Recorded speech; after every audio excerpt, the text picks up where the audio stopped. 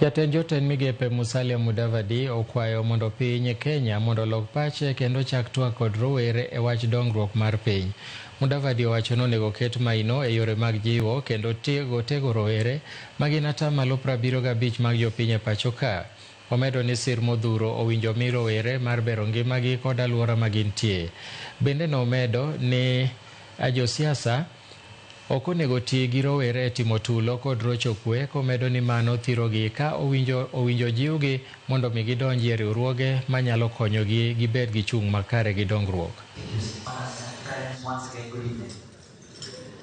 I call to hope. We gather here that are healthy and communities that are empowered. Continued support for our youth is important and welcomed. And that's the reason we are here to join hands with the Akili Foundation. I think we need to also change the tone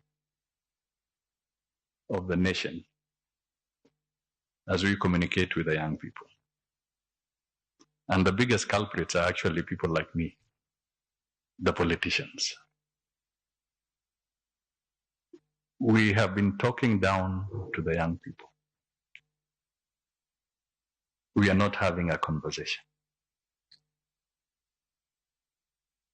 My appeal is that let us change our tone and let us have a conversation with the young people.